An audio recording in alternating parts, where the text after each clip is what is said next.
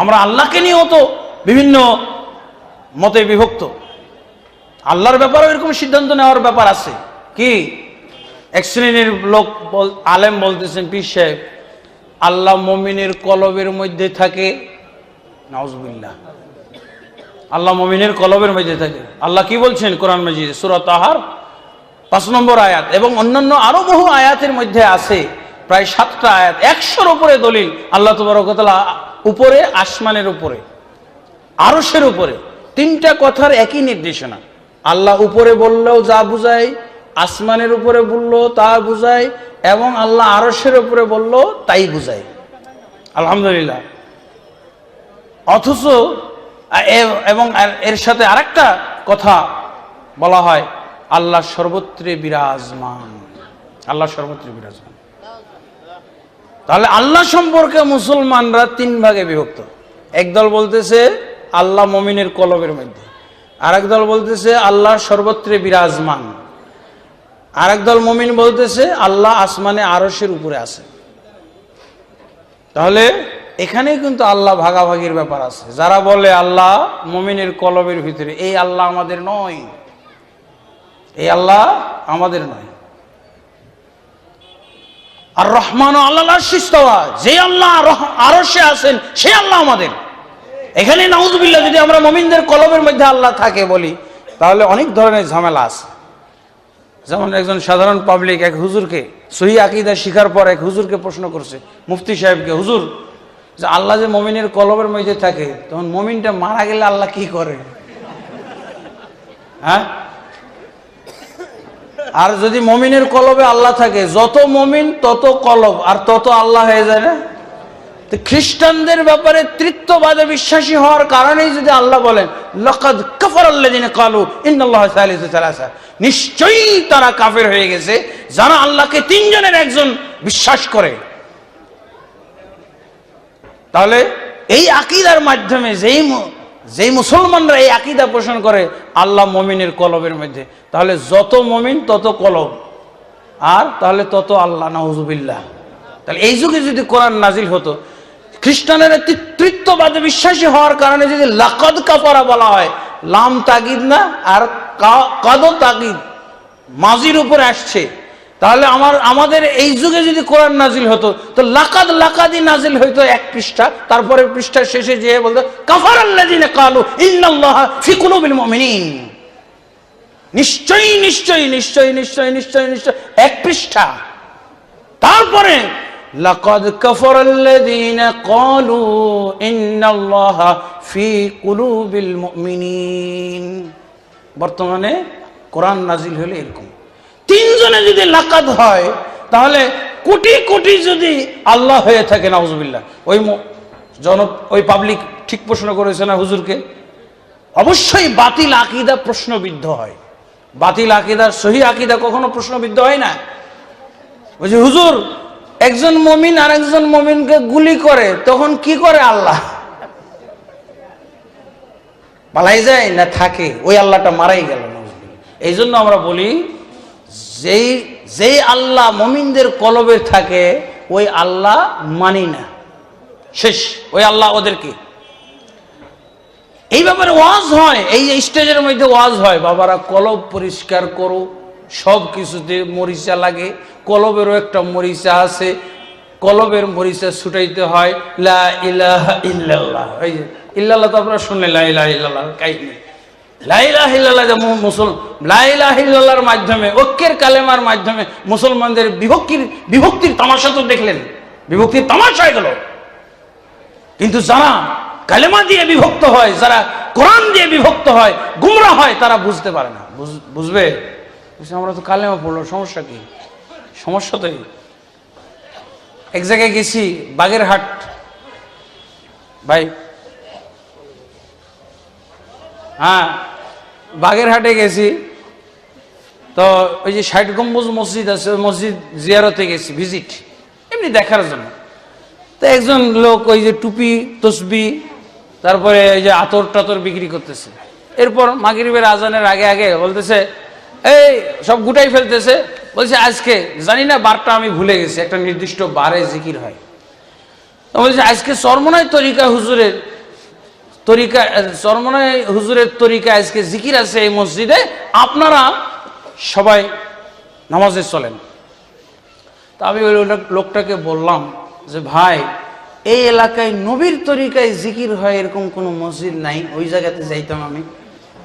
তখন আর এক হুজুরকে ডেকে বলছে, হুজুর হুজুর শুনেন শুনেন, এই লোক কি বলে বুঝি না তো, এই লোক কি বলে বুঝি না তো। চিন্তা করে দেখছেন, নবীর তরিকা আসল তরিকা এখন কেউ চিনে না।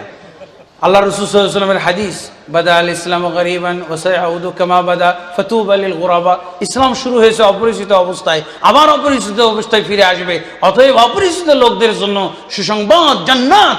আল্লাহু আকবার। দেখছেন, নবীর তরিকার কথা বলছি, তো বলছে ভাই লোকটা কি বলে বুঝি না তো। এই হলো বাস্তব অবস্থা।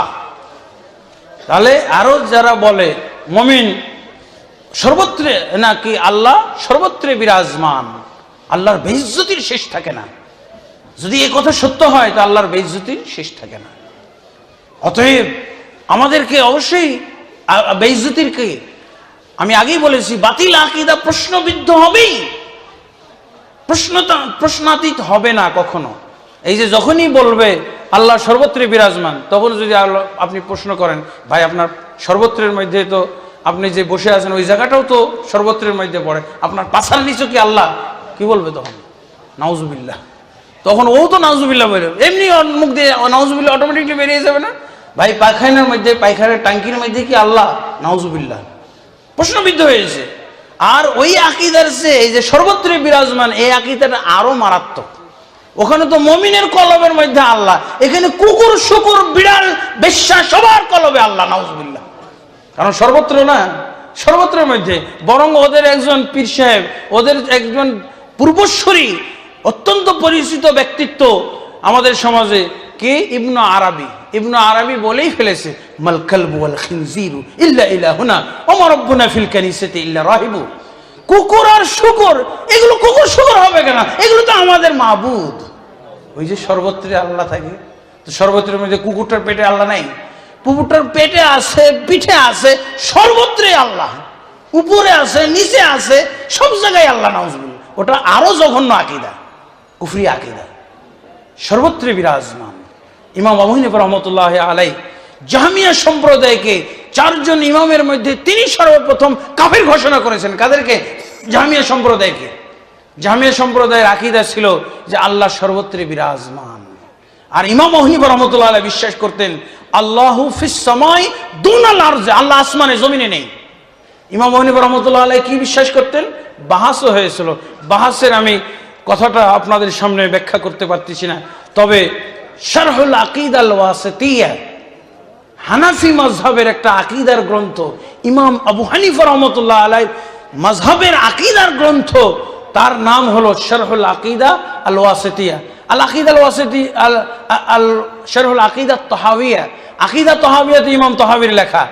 আর শারহুল আকীদা তাহাওয়িয়া এটা হলো ইবনু আবিল ইজ আল হানাফি, ইনিও হানাফি। আকীদার মূল লেখকও হানাফি মুহাদ্দিস, আর যিনি ব্যাখ্যা করেছেন উনিও হানাফি। দেখেন, এই হানাফি সম্প্রদায়ের আকীদার গ্রন্থ, আমার ঘরে যেই শারহুল আকীদা তাহাওয়িয়া গ্রন্থ আছে, এটার 288 পৃষ্ঠার মধ্যে আছে এই বাহাসের কথা জাহমিয়া সম্প্রদায়ের সাথে। ইমাম আবু হানিফা রাহমাতুল্লাহি আলাইহি জিজ্ঞেস করা হয়েছিল, ফতোয়া জিজ্ঞেস করা হয়েছে, জিজ্ঞেসকারীর নাম হলো আবু মুতি আল বালখি, ইমাম আবু হানিফা রাহমাতুল্লাহি আলাইহির ছাত্র। তিনি জিজ্ঞেস করছেন, মান কালা লা আদরি আরাব্বি ফিস সামাই আম ফিল আরদ, যে ব্যক্তি এরকম কথা বলে আমার রব তো আছে, আল্লাহ তো আছে ঠিকই, কিন্তু আল্লাহ আসমানে না জমিনে, আমি ফিক্সড করে বলতে পারবো না, নির্দিষ্ট করে বলতে পারবো না। ইমাম আবু হানিফা, আপনি বলেন তো এই লোকটার ব্যাপারে ফতোয়া কি হবে আপনার? বলছে হুয়া কাফিরুম বিল্লাহ। ইমাম আবু হানিফা রাহমাতুল্লাহি আলাইহি দ্ব্যর্থহীন ভাবে বলেছেন এই ব্যক্তি কাফির, আল্লাহর সাথে কুফরিকারী ব্যক্তি। লিআন্নাহু আনকারা আন ইয়াকুনা আলাল আরশ, কারণ সে বলছে আল্লাহ আছে জানি, কিন্তু আল্লাহ আসমানে না জমিনে, এটা আমি ফিক্সড করে বলতে পারবো না। কেন বলতে পারবে না? ও যদি মুমিন হয়, ওর আকীদা কোরআন ভিত্তিক হতে হবে। আল্লাহ কোরআনে বলছেন না, আর রহমান আলাল আরশি ইস্তাওয়া, এই ব্যক্তি কাফের এই জন্য যে সূরা তাহার 5 নম্বর আয়াতে আল্লাহ নিজের অবস্থান সম্পর্কে ক্লিয়ার কাট যে বলেছেন, এই আয়াত সে অস্বীকারী, এই জন্য সে কাফের। এবার দ্বিতীয় পর্যায়ে প্রশ্ন করা হলো ইমাম আবু হানিফা রাহমাতুল্লাহ আলাইহি। কি প্রশ্ন? তিনি বলছেন, মান কালা রব্বি আলাল আরশি লা আদরি আল আরশু ফিস সামাই আম ফিল আরদ। বলছে হ্যাঁ আমি বিশ্বাস করি আল্লাহ আরশের উপরেই, কিন্তু আরশটা আসমানে না জমিনে তা আমি বলতে পারতেছি না। আরশ তো একসময় জমিনে ছিল, তাই না? পানির উপরে ছিল।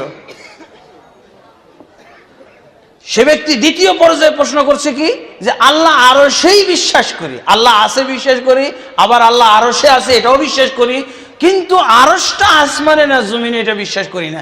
ইমাম আবু হানিফা, আপনি বলেন এই লোক সম্পর্কে আপনার ফতোয়া কি? ইমাম আবু হানিফা রাহমাতুল্লাহ আলাইহি এবারও বললেন, হুয়া কাফিরুম বিল্লাহ লিআন্নাহু আনকারা আন ইয়াকুনা ফিস সামা ক্বালা আল্লাহু আযজা ওয়া জাল্লা আমিনতুম মান ফিস সামাই আন ইয়াখসিফা বিকুমুল আরদ। এই ব্যক্তিও এই পর্যায়ে কাফের হয়ে যাবে যে ব্যক্তি আল্লাহকে আরশে বিশ্বাস করে কিন্তু বলতেছে আরশ কোথায়, আসমানে না জমিনে এটা আমি বলতে পারছি না। অবশ্যই এই ব্যক্তি কাফের হবে, কেননা সে এই বিশ্বাসের এই কথার মাধ্যমে আল্লাহ আসমানে আছেন এটা অস্বীকার করেছে। আল্লাহ তাবারক ওয়া তাআলা সূরা মুলকের মধ্যে বলছেন, আমিনতুম মান ফিস সামাই আন ইয়াখসিফা বিকুমুল আরদ।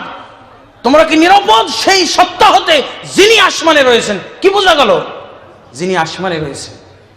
তাহলে ইমাম আবু হানিফা রাহমাতুল্লাহ আলাইহি কোরআনের দলিল দেওয়ার পর, হাদিসের দলিল দেওয়ার পর তারপরে উনি কি বলছেন, লিআন্না আল্লাহ আযজা ওয়া জাল্লা ইউদআ মিন আ'লা ওয়া লা ইউদআ মিন আসফাল।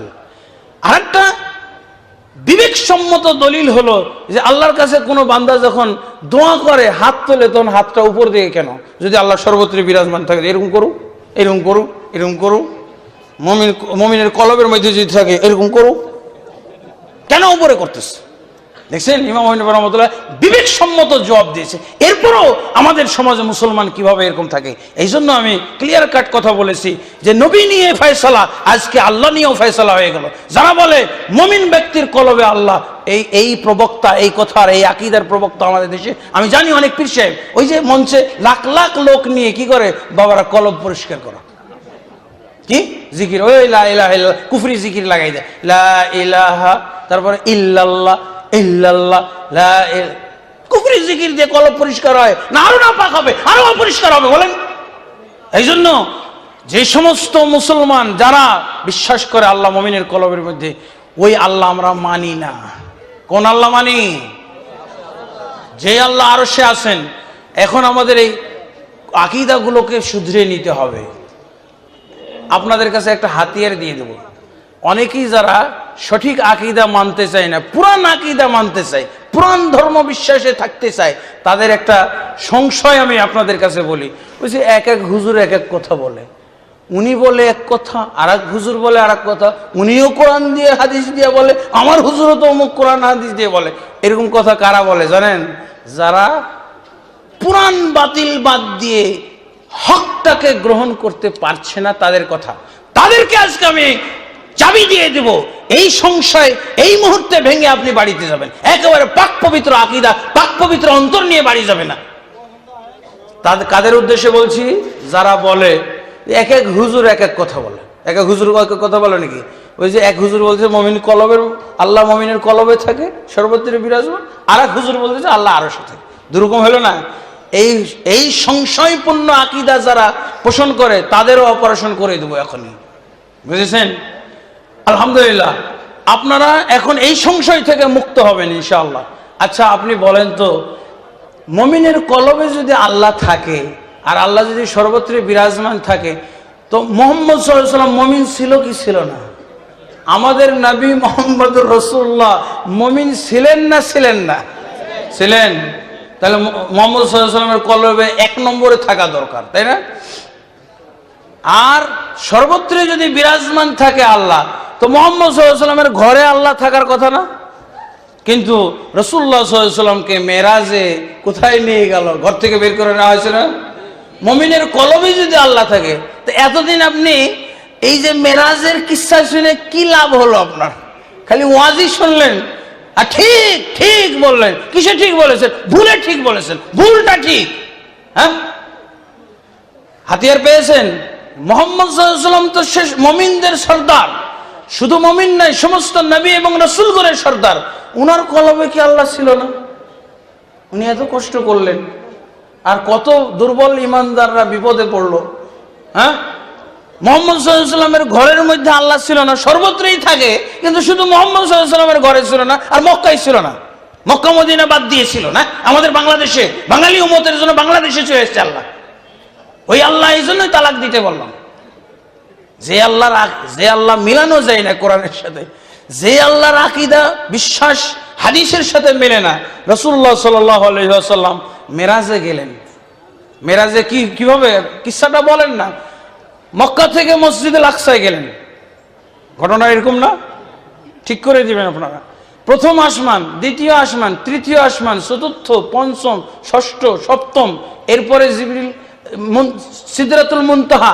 সহিহ বুখারী মুসলিমে হাদিসে আছে, জিবরিল আলাইহিস সালাম সাথে নিয়ে যাচ্ছিলেন।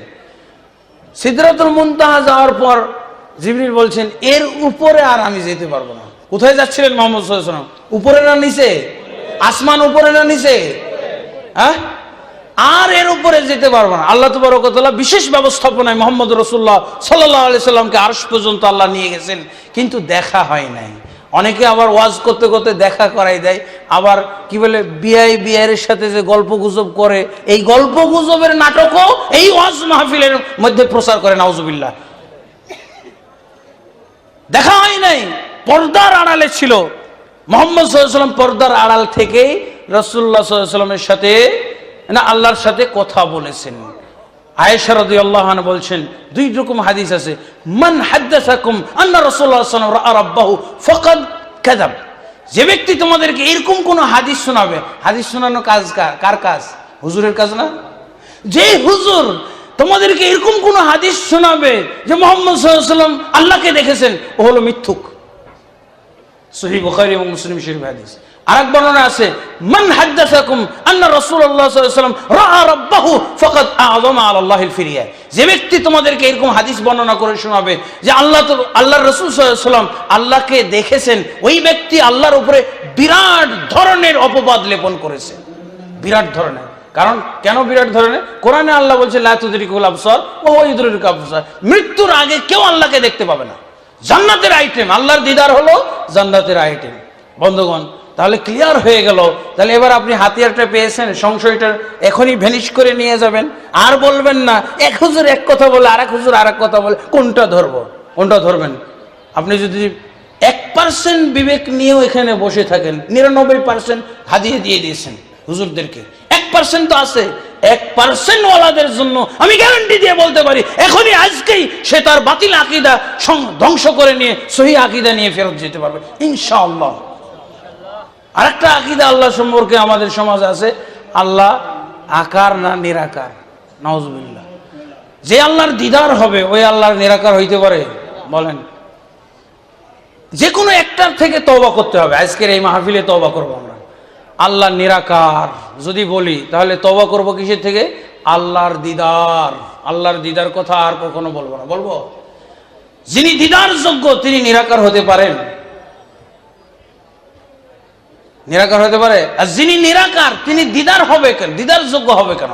মুতাজিলীদের মতো তওবা করতে হবে। মুতাজিলার বলেছে আল্লাহকে দেখা যাবে না। হ্যাঁ, আল্লাহর দিদারও নাই।